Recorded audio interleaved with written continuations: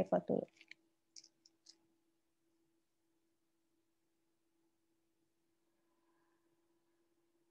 Oke, saya ulang lagi ya. Untuk nomina, ya untuk jenis kata, yang pertama adalah nomina. Nomina ini adalah yang bisa berdiri sendiri. Kadang berfungsi sebagai subjek, ya. Terkadang berfungsi sebagai subjek. Kalau dalam bahasa Jepang itu dia bisa dicirikan dengan adanya kata tunjuk kono, sono, dan ano. Seperti itu. Dan dapat berdiri sendiri. Contohnya di sini kata benda ya. Kalau seandainya mesi ataupun nomina atau kata benda ada hong, epitsu, dan seterusnya. Nah, selanjutnya yang kedua itu ada yang namanya verba ataupun dosi ataupun kata kerja. Ini fungsinya sebagai predikat ya, mengalami perubahan bentuk dan dapat berdiri sendiri. Nah, ini mengalami perubahan bentuk kalau dalam bahasa Jepang tuh banyak sekali untuk yang namanya perubahan kata dosi ya. Dia berubah-ubah. Dan biasanya untuk yang namanya copula itu dia menempel di verba dan adjektiva. Nanti saya jelaskan tentang copula.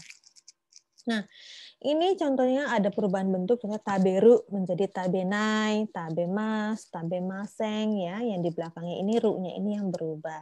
Neru juga seperti okiru, okimas, okimaseng, okimaseng desta, seperti okite dan sebagainya. Ini dosi dan ciri khasnya yang namanya verba atau dosi itu bercirikan predikatif yaitu dia bergerak. Ya, kalau tidak bergerak, tidak ada action, namanya bukan dosi, ya namanya nomina seperti itu. Oke.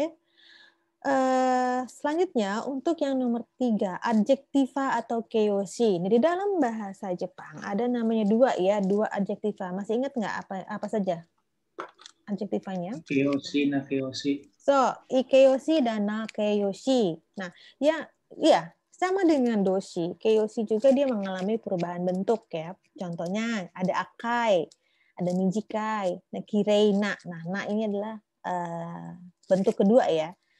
Ada yang tahu bagaimana perubahan bentuk akai?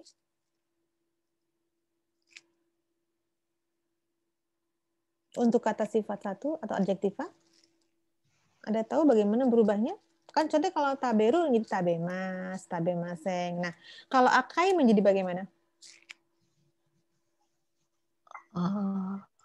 Akakunai guys. Betul, akakunai. Kemudian? Oh iya. Kemudian? Saya tahu itu doang Sensei. Itu saja, betul, nggak apa-apa sih. Mungkin belum belajar ya, bumponya belum sampai ya? Iya. Belum Sensei. Oke, nah di dalam bahasa Jepang, kata sifat yang i ya, i keiyoshi, akhirannya i-nya ini dia akan berubah-ubah ya. Bisa menjadi kunai, bisa menjadi kute, dan biasanya dia berubahnya menjadi ku. Ya, tidak banyak. Sama, ini juga mijikai, i keiyoshi. Kalau kireina, berubahnya menjadi bagaimana? Na-nya ini berubah menjadi apa? Na ini sama dengan des loh ya. Nah ini menjadi des, makanya disebutnya kadang-kadang ada kata sifat nomina seperti itu. Kirei des, kireina, kirei desta, kirei data, seperti itu ya. Na-nya ini berubah menjadi perubahannya dari des ya. Desta, demaseng, desta, seperti itu. Des-destanya itu adalah dari des ya untuk na-nya ini. Sorry, demaseng, bukan demaseng desta, tapi desitanya yang berubah ya. Untuk na ini. Kokomade ii desu ka? Untuk adjektiva.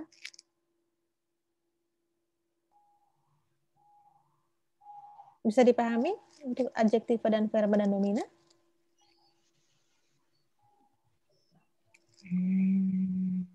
Cita-san?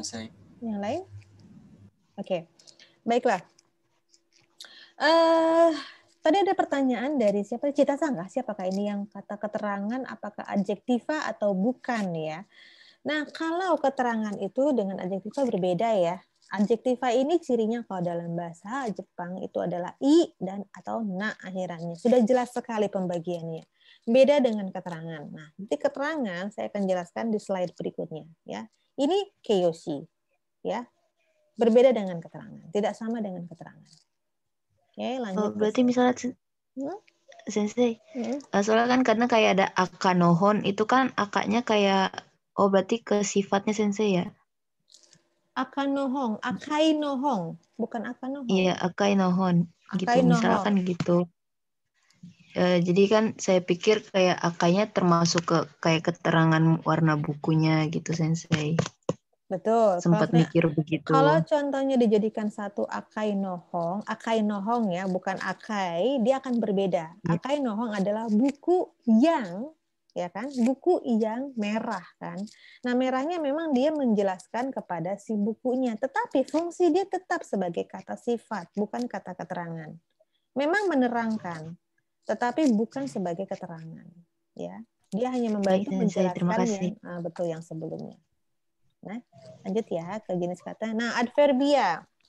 Adverbia ini lebih cocok dengan tadi ya Citasang ya, itu lebih cocok dengan kata keterangan ataupun fukusi. Dan ini tidak mengalami perubahan bentuk ya. Contohnya adalah totemo, hontoni, masu-masu, dandang, sugoku atau sugoi seperti itu. Amani, mama, seperti itu adalah kategorinya adverbia.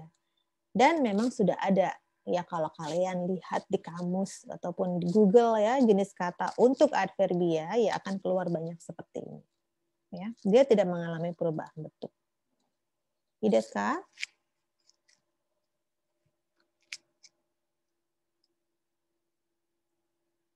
Oke, lanjut ke nomor 5 ya. Di sini ada copula atau jodosi, yaitu verba bantu ya. Tadi ada mengatakan apakah copula dan partikel itu sama? Siapa tadi? Sama kah? Maksudnya gimana ini pertanyaannya? Copula dan partikel. Bedanya partikel sama itu sensei. Partikel sama copula. Oh, oke, bedanya partikel dengan copula ya. Baik. Oke. Jelas sekali di sini berbeda ya, Iqbal Sang ya, Muhammad Iqbal antara 5 dan 6 karena memang berbeda. Di sini sudah jelas sekali kalau copula dan partikel itu berbeda. Oleh karena itu ada 5 dan 6. Saya jelaskan dulu copula. Copula ataupun jodosi atau apa namanya kata bantu ya, jo ya ini kata bantu ya. Kata bantu verba. Artinya dia menempel dengan verba atau predikat. Ya. Dia pasti menempel. Kalau dalam bahasa Indonesia, ini biasanya dicirikan dengan imbuhan. Contohnya dimakan, memakan, ya kan? Atau memakankan, memperkenalkan. Nah, tidak bisa berdiri sendiri. Ya, yang namanya imbuhan tidak bisa berdiri sendiri. Pasti dia harus menempel dengan verba.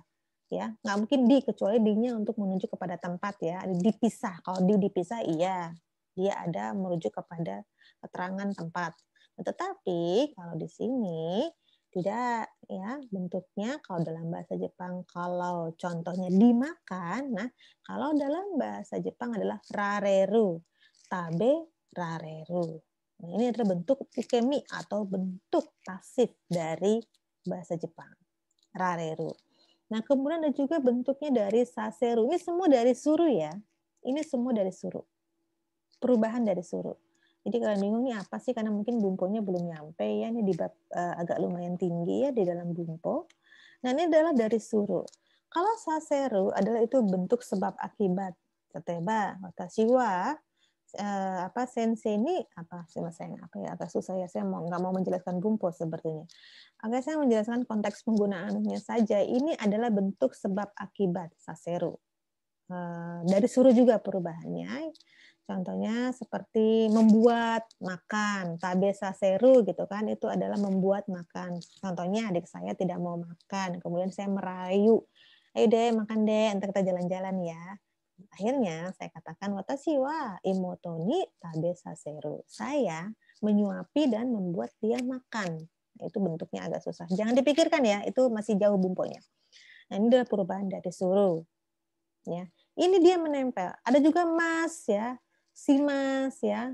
Kemudian ada maseng yang mungkin Anda bingung nih ketinggian karena memang dari bukunya saya ambil Pak Dedi memang seperti itu.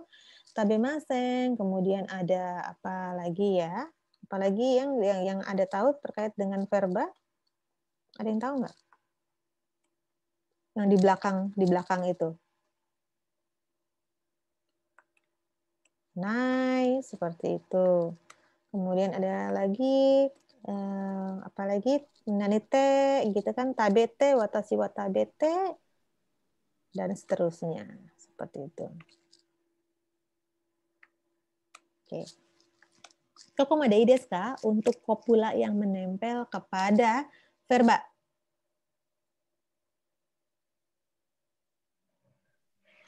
Kok tenang sekali ya? Nggak ada suaranya. Sedang menyimak sensei. Oh, minyak lagi minyak ya, lagi minyak. Oke, baiklah, minyak. Maaf, Sensei mau tanya. Siapakah? Kalau Suzuki Ayu saya. Hai, Saya mau Suzuki-san. tanya. Kalau Kireina, Mm-mm. yang na-nya itu masuknya partikel atau kopula ya, Sensei? Nah, Saya itu masih bingung soalnya. Oke. Belum ya. Oke. Ini masuknya ke belum. sini. Belum, sebentar lagi. Tadi saya katakan di sini itu kategorinya di sini ya. Kireina ini ya. Nah, ini ya. Nah, ini tadi saya sudah katakan, nah ini adalah kependekan dari des. Hai. Oke. Jadi des menurut Anda Suzuki-san dia kopula atau?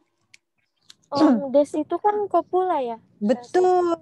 Nih, saya jelaskan ya, Suzuki-san. Tadi kan kita sudah melihat kopula yang menempel dengan verba. Nah, sekarang ada pula kopula yang menempel dengan adjektiva ataupun nomina. Nah, contoh ini. Da, des, so, rasi. Ini kategori adalah kopula. Ya. Kenapa? Dia tidak bisa berdiri sendiri dan tidak ada maknanya. Gitu.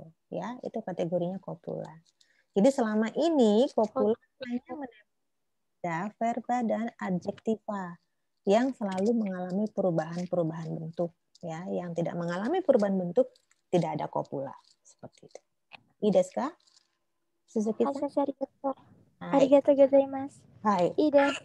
Iya katanya. Hai, segi Bang. Nah, tadi ada kopula dan partikel sama enggak? Enggak, ya. Tidak ya, Iqbal Sang ya. Partikel dengan kopula tidak sama.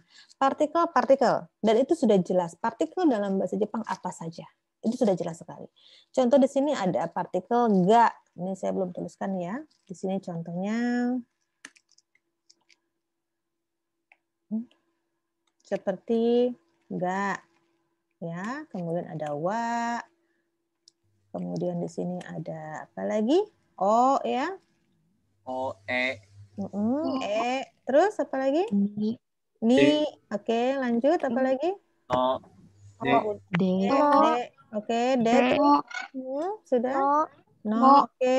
Sudah. Oh, sudah. Wa. Sudah. Oh, sudah.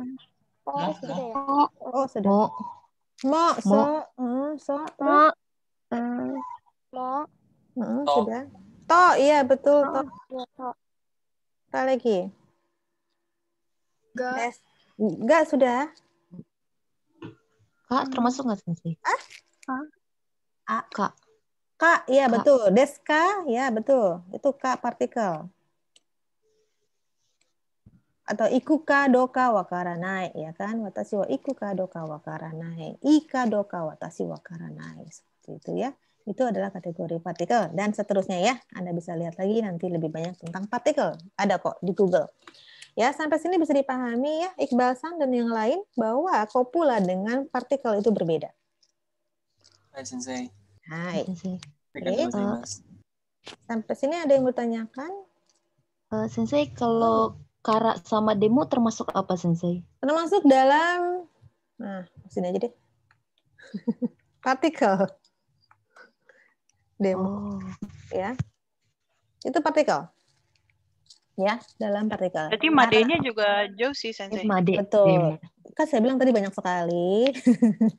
Masa saya jelaskan semua di satu PPT ini kan banyak sekali. Nanti Anda coba cek aja ya di Google apa saja sih partikel di dalam bahasa Jepang. Itu lengkap banget kok. Saya pernah ngelihat ada listnya, tabelnya, ada yang membuat seperti itu. Tapi rata-rata yang kita gunakan sudah saya tulis di sini ya. Dari ga, wa, o, e, i, ni, de, mo, to, ka, kara, demo, made, dan sebagainya. Seperti itu. Oke. Ii desu ka? Dah, itu saja. Jadi ini terkait jenis kata ya. Sampai sini sudah dipahami karena ini merujuk kepada si tugas. Hai, Sensei, saya boleh nanya? Boleh, silakan. Lanjut. Misalnya Sensei, konohong gitu Sensei. Nah, kononya itu masuk ke meisi apa jadi daimeishi Sensei? Sebentar. Anda tanya kono apa hongnya? Kononya. Kononya. Kono tuh kata tunjuk ya. Coba lihat di sini. Kata tunjuk. Kono, sono, ano, dono itu adalah kata tunjuk. Ya, kayak kono hito, sono hito gitu kan. Dan juga kemudian kayak kore, sore, are juga itu adalah kata tunjuk. Kalau di dalam pragmatik namanya itu disebut deksis, kata tunjuk. Ya, beda, si hongnya itu adalah nomina. Si kono, Jadi sono, ano. masuknya kata ganti benda gitu, Sensei. Kata Apa benda. enggak? Enggak, kata tunjuk. Ini si kono ini kata Oh, tunjuk. jadi hai. Sudah jelas kata tunjuk, ini ada tulisannya ya. Kono, sono, ano itu adalah kata tunjuk. Dan saya mau nanya. Mm-mm. Kan kalau Ryoko no Hong itu kan satu ya, Sensei. Ryoko no Hong. Oke, saya ini terkait dengan PPT sudah mengerti, saya akhiri dulu. Jadi kita bahas tentang tugas. Oh, Sudah? Hai. Oke Hai. ya, saya stop dulu share-nya. Kemudian kita bahas tentang tugas. Oke. Maksud saya biar